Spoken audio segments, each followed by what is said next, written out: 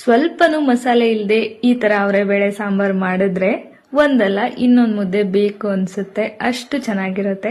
Simple ಆಗಿ ಮಾಡೋ ಈ ಅವರೆಬೇಳೆ ಸಾಂಬಾರ್ನ ಒಂದ್ಸಲ ಟ್ರೈ ಮಾಡಿ. ಮೊದಲಿಗೆ 1 ಕಪ್ ಆಗುವಷ್ಟು ಅವರೆಬೇಳೆನ ಕುಕ್ಕರ್ಗೆ ಸೇರಿಸಿ ಒಂದ್ 2-3 ಸಲ ಚೆನ್ನಾಗಿ ವಾಶ್ ಮಾಡಿ ತಗೊಳ್ಳಿ. ನಂತರ ಕರಿಬೇವು, ಬೆಳ್ಳುಳ್ಳಿ, ಹಸಿಮೆಣಸು, ಈರುಳ್ಳಿ, ಟೊಮ್ಯಾಟೊ, ಒಂದ್ ಸ್ವಲ್ಪ ಅರಿಶಿನದ ಪುಡಿ, ಹಾಗೆ ಒಂದ್ ಸ್ವಲ್ಪ ಜೀರಿಗೆ, ಒಂದೇ 1 ಚಮಚ ಅಡುಗೆ ಎಣ್ಣೆ, 3-4 ಕಪ್ ಆಗುವಷ್ಟು ನೀರ್ ಹಾಕಿ ಒಂದ್ಸಲ ಚೆನ್ನಾಗಿ ಮಿಕ್ಸ್ ಮಾಡಿ ಕುಕ್ಕರ್ ಲಿಡ್ನ ಕ್ಲೋಸ್ ಮಾಡಿ 3 ವಿಜಿಲ್ ತಗೊಳ್ಬೇಕು. ಅವರೆಬೇಳೆ ಸಾಫ್ಟ್ ಆಗಿ ಬೆಂದಿರಬೇಕು. ನಂತರ ಅದನ್ನ ಸೌಟಲ್ಲೇ ಮ್ಯಾಶ್ ಮಾಡಿಕೊಂಡು ಸೈಡಲ್ಲಿ ಎತ್ತಿಟ್ಕೊಳ್ಳಿ. ಒಗ್ಗರಣೆಗೆ ಒಂದು ಪಾತ್ರೆಗೆ ಎಣ್ಣೆ, ಸಾಸಿವೆ, ಜೀರಿಗೆ, ಒಣಮೆಣಸಿನಕಾಯಿ, 1-2 ಕಡ್ಡಿ ಕರಿಬೇವು, ಈರುಳ್ಳಿ ಇದೆಲ್ಲಾನು ಚೆನ್ನಾಗಿ ಬಾಡಿಸ್ಕೊಳ್ಳಿ. ತುಂಬಾ ಮುಖ್ಯವಾಗಿ 1 ಹಿಡಿ ಆಗುವಷ್ಟು ಹಸಿ ತೆಂಗಿನಕಾಯಿನ ಹಾಕಿ ಬಾಡಿಸ್ಕೊಂಡ್ರೆ ತುಂಬಾ ರುಚಿಯಾಗಿರುತ್ತೆ. ಸ್ವಲ್ಪ ಅರಿಶಿನದ ಪುಡಿ, ಉಪ್ಪು ಹಾಕಿ ಚೆನ್ನಾಗಿ ಫ್ರೈ ಮಾಡ್ಕೊಳ್ಳಿ.